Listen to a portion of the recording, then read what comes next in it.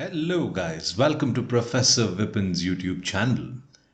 Now, the week that was is a new format which I plan to have where we will discuss whatever happened in the previous week regarding political news and the stock market news. So welcome to season 1, episode 1 of the week that was. The most important thing that happened last week is of course the surgical strike 2.0 as it is being called, where a dozen Mirage 2000 aircrafts attacked Pakistan and destroyed a whole bunch of the Jaish-e-Mohammed terrorist camps. Now let's understand something about the Mirage 2000. Firstly, it's also known as the Vajra. It's a single engine airplane which is developed by Dassault. Yes, Dassault is the same company that goes about manufacturing the Rafale aircraft that's been in controversy for quite a while now. This is introduced in the French Air Force in 1984 and it is an important airplane because it conducted about 240 strike missions during the Kargil War, especially in the Tiger Hill and the Dras sector operations. Now this is something which I also wanted to address, and unfortunately I forgot to take a picture of the tweet which is given out by the journalist Bharka Dutt. Once the surgical strike happened, she went about appreciating it and she put the subtle point where she says even Vajpayee did not allow the crossing of the airplanes during the Kargil war. Now she wanted to attack BJP with this point, but I went on to comment on her Twitter page wherein I said that yes, it is something that Vajpayee did not allow simply because during the Kargil war the situations there were very tense. And because crossing the line of control or the LOC was a very risky business in 1999, of course we did not send our airplanes there because there is a huge chance that you could get shot down. But being a journalist, she has to find something or the other against any action that the BJP does. So this is one way, in fact, where she wanted to, in fact, attack the Surgical 2.0 in a different angle. Day after Surgical Strike 2.0, there was a lot of tension in the India-Pakistan border, especially after there were reports of an F-16 from Pakistan that was shot down by India. And there is another side of the story as well, wherein we had reports that a MiG-21 which belonged to India had crashed and the pilot was captured on Pakistan side. Now, it was reported in the news that the wing commander, Mr. Abhinandan, was in fact captured by Pakistan. There was a lot of speculation that this was something that was very old news and so on. I also remember one channel that said that there was no aircraft that crashed, but in fact it was actually a Mi-17 helicopter that actually crashed somewhere near Srinagar. And this is something that Pakistan went on to claim that they shot down this helicopter and so on. Now, the helicopter crash also happened, but there was also a report wherein that said that an IAF pilot was in fact captured in the side of Pakistan. Thankfully, Wing Commander Abhinandan was released as per the Geneva Convention, but Pakistan went on to say that we are releasing him out of moral grounds, but it is entirely due to the Geneva Conventions that was the reason behind his release. Now, as you can see that Geneva Convention 3 talks about the treatment of prisoners during the time of war or POWs. And as per that convention, Abhinandan should not be harmed, he should not be tortured, and he should not go through any sort of emotional or physical abuse in order to in fact follow the Geneva Conventions. Pakistan of course complied with that and in fact released him. Now what was unfortunate about the whole incident is when Abhinandan is in a location where there is a possibility that Pakistan is going to demand information regarding India, his details, his identity and so on. The Indian media decided to go one step further. They decided to in fact being the shameful pigs that they are sometimes. They decided to go and in fact meet Abhinandan's family in Chennai. And they displayed this to the entire nation, which of course Pakistan could use against India. Now imagine during a time where if the situation was a lot more tense, that is if there was an actual war during the time like how Kargil was, there's a good chance that they could in fact end up hurting Abhinandan very seriously using the information that the media had given out. But the media, because they're so demanding for TRP, went on to in fact interview his family and display it to the entire country when the situation was quite tense. Another important thing that happened in the news, but of course did not get much attention due to the political drama between Pakistan and India, was the banning of unregulated deposit scheme ordinance of 2019. Now, this is something that you need to understand because it is a factor that's going to hit the real estate sector significantly.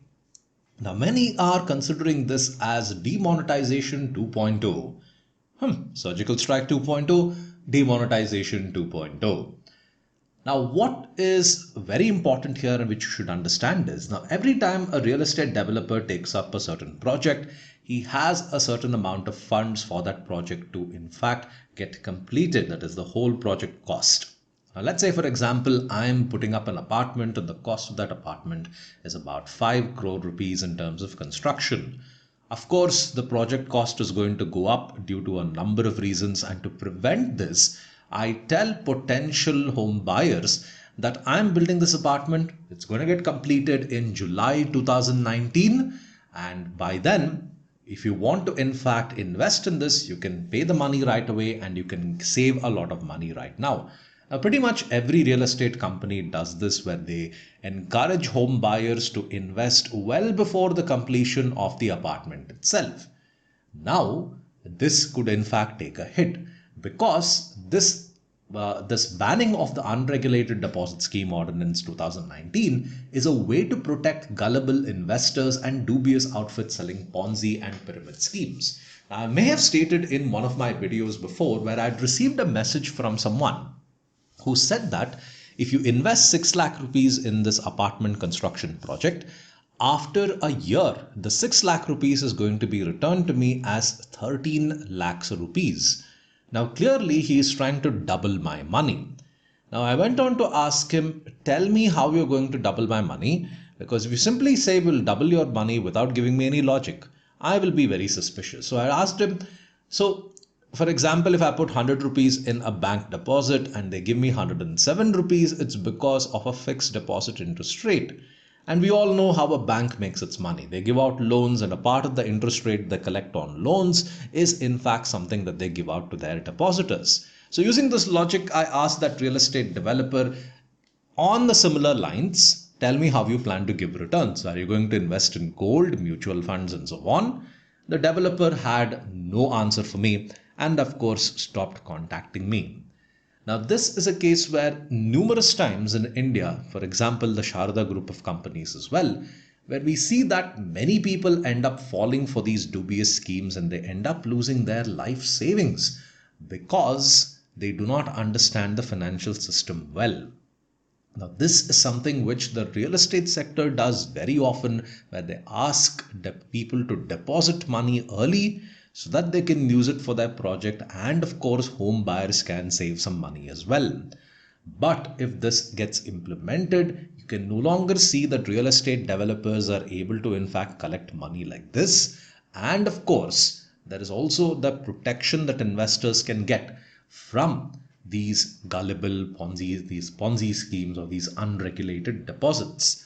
This is so important for the real estate sector because there is a lot of money that's involved in the real estate sector. This is why there is so much of black money movement, particularly through the real estate sector. And through this, there's a good chance that this demonetization 2.0 can lead to the curbing of the movement of black money through the real estate sector. Moving on to the stock market news. Now, there's one thing which we all should understand is that it's important that Nifty hits 11,000. Why do I say it's important that Nifty should hit 11,000? Nifty or any index is considered as a benchmark for performance when it comes to your investment returns. The higher Nifty is able to go, the better it is in fact for your investment. That is the very purpose of any benchmark index. Also, what is very surprising is the surgical 2.0 in fact hit the market negatively. If you can see that image there, on the 26th of February, you're able to see that there is a massive dip in the index value. The reason for that was because we felt that the surgical strike could in fact lead to a full on war between India and Pakistan.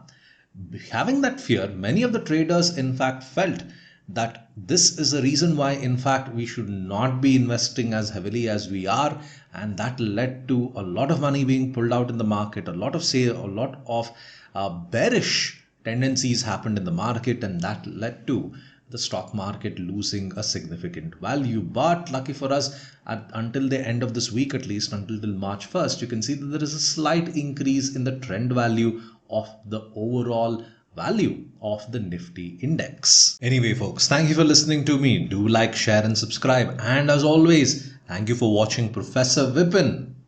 See you guys. Have a nice day. Bye. So guys, let me know if you like this new format where I cover political news and the stock market news as well. Depending on your feedback, if you want me to make improvements, I'll be very happy to make improvements, because this channel is free and will always remain free. And I'm making this improvement because of a comment made by one of my subscribers where he said, your content is good, why don't you improve the quality of your production value?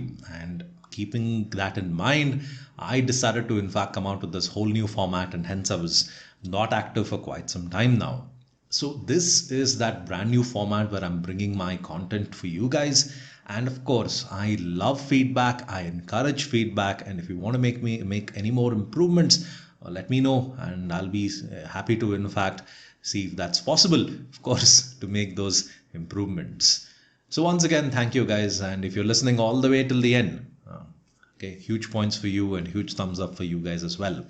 So do follow me on Instagram as well and on Facebook as well. The links to my social media is in the description box below. Thank you guys. Bye.